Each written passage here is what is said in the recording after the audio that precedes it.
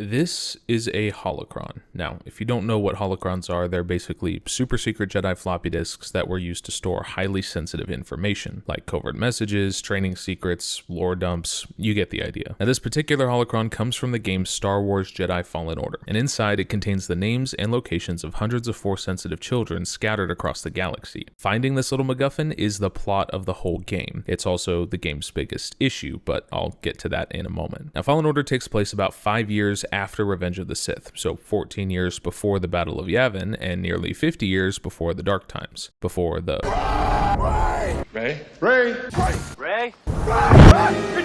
We follow the adventures of a guy named Cal Kestis. Cal is a former Jedi Padawan who escaped Order 66 thanks to the sacrifice of his master, Joro Tapal. Now, bear in mind, this game came out before we knew that pretty much everyone and their dog escaped Order 66, and the quote-unquote complete destruction of the Jedi was apparently an elaborate psyop propagated by the Jedi to make the Empire look bad. I mean, come on, really? You expect me to believe that 6 million Jedi were killed? See, that's a question. I'm asking questions, Dad. Anyway, after his cover as a scrapyard mechanic is blown, Cal is picked up by a former Jedi Master named Seer Junda, who we will refer to as G.I. Jane for no particular reason. G.I. Jane tells Cal about this holocron she's looking for that she believes will be the key to rebuilding the Jedi Order and defeating the Empire. And after some convincing, Cal agrees to help her find it. But wait, the Empire is also after the holocron. Why? Well, it's not explicit in the game, but we do know that at this point in the canon Star Wars timeline, good old Palpatine was on a mission to engineer a Force-sensitive clone backup body for him to possess in order to cheat death and achieve immortality. And since these cloning experiments required harvesting genetic material from live Force-sensitive children, you can imagine how valuable this holocron would be to him and why it's so important that he and his Inquisitors don't get access to it. If they do, it's game over for the children on that list. And it's kind of sickening to imagine that a massive evil entity would want to do bad things to kids, right? I mean, it's just so unrealistic. Thankfully, we live in this galaxy where we don't have to worry about bad things happening to kids ever, and we just have safe, family-friendly companies like Disney. Anyway, Cal does manage to make it to the holocron first, but unfortunately for him, the Empire had read up on the Dr. Bellic method for artifact collection, and as soon as he reveals it, he's immediately confronted by one of the Emperor's Inquisitors, Trilla. Now, during their fight, Cal makes the mistake of grabbing Trilla's lightsaber, which sends him into a Force Echo seizure and allows her the opportunity to escape with the holocron. By the time he comes to, she is long gone, and so the only option our heroes have left is to break into the Inquisitor's base and steal it back. Now, they are barely able to make it out alive, but they are successful in recovering the holocron. And then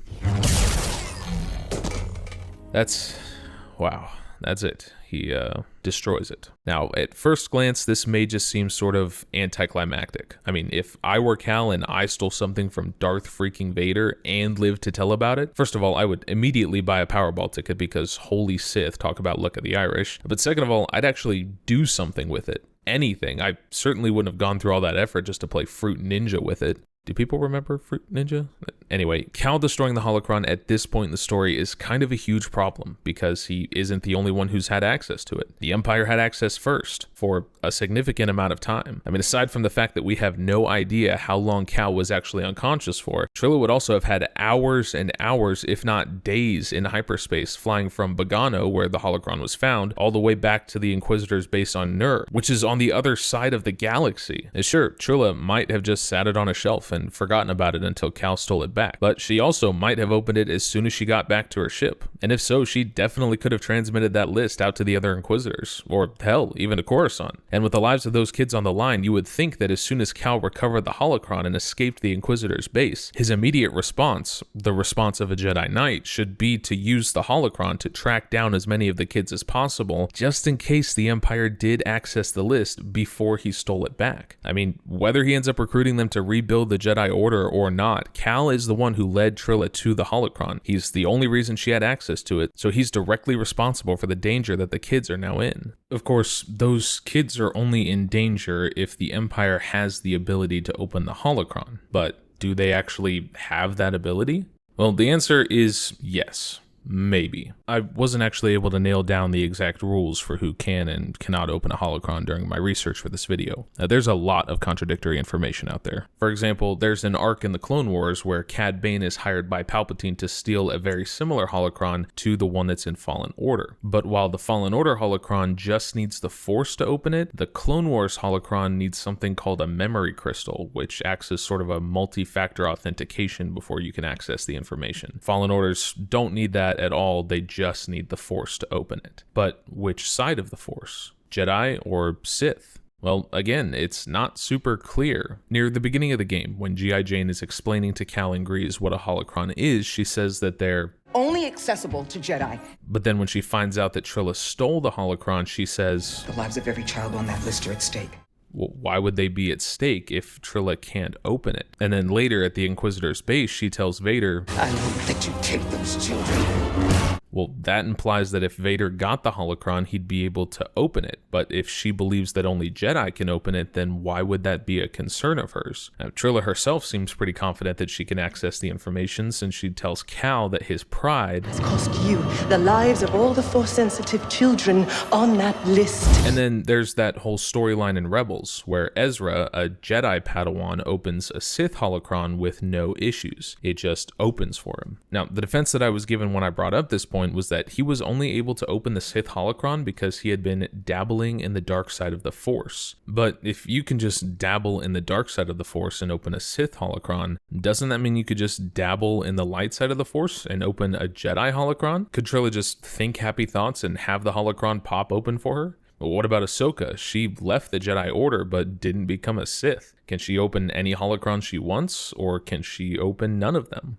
No, this can't be the way holocrons work, because that's not how the Force works. The Force isn't an exact binary. The language of moisture vaporators, Tatooine suns, genders, those are binary. But the Force is mysterious and fluid. The light and the dark are just the paths you follow on your journey towards gaining mastery over the same Force. And since the light and the dark ebb and flow within Force users like this, then if a Sith or Jedi holocron can only be opened by somebody who matches its alignment, how does that holocron determine whether or not you're authorized to use it? Does it do a 23andMe to see if you're secretly the granddaughter of the Lord of the Sith? Does it take a blood sample to see if you have Jedi diabetes? Does it ask you your favorite color? Does it just need to make sure you have a face? Does it check your light to dark ratio? And if you're 51% the same alignment as the holocron, you can open it, but 49% or less and it locks you out? You can see how nebulous this can get. Now, I always assumed that the way to open a holocron had something to do with the movement of the different pieces, something you might intuit through the Force or be taught how to do during your training. I never would have guessed that holocrons had built-in gaydar to make sure you're gay enough to open them, but you know what? Let's run with this logic for a moment. If we assume that only Sith can access Sith holocrons and only Jedi can access Jedi holocrons, then what exactly was the Empire planning to do with it once they stole it from Cal? Interior decorating? Did they just want to prevent Cal, G.I. Jane, or anyone else from rebuilding the Jedi Order? But if that's their goal, then why didn't Trilla just destroy it as soon as she took it from Cal? I mean, it only takes one slice. If the Empire truly has no way to access the holocron and therefore no use for it, why would they leave it intact? Why spend the extra time and incur the extra risk to take it all the way back to their base? Were they trying to lure Cal into a trap? Was that their dastardly plan all along? I mean, Trilla does sort of imply that in the game's penultimate fight when she says, I knew you'd come back for this.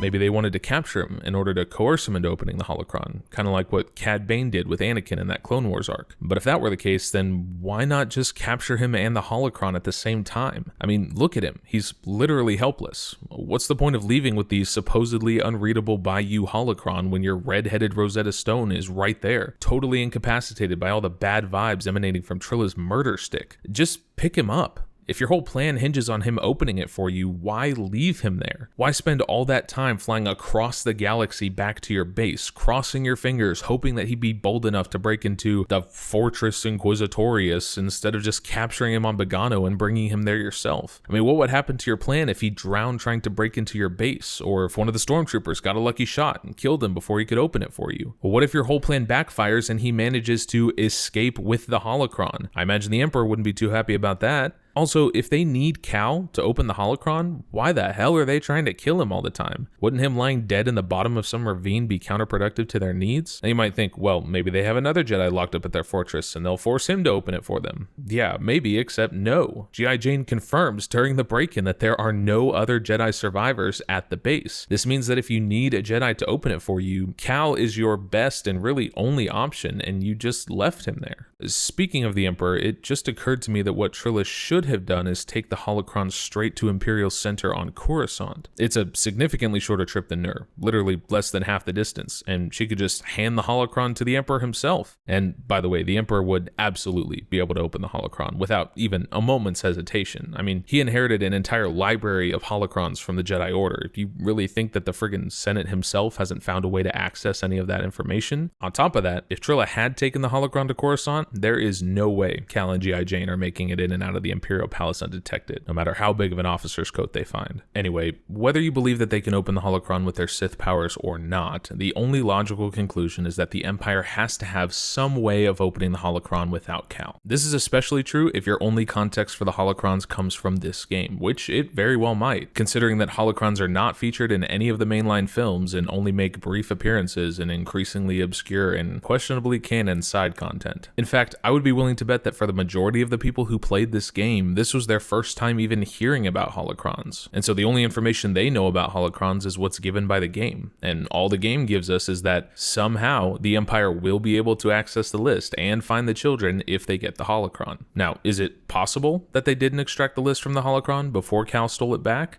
Sure. I mean, it would show them to be pretty stupid, but hey, maybe their open holocron ability was on cooldown, or they were out of third level spell slots and hadn't taken a long rest yet. Maybe they just forgot. Whatever. The issue at hand isn't really whether the Empire actually got the information off the holocron or not, because we don't know. Cal doesn't know.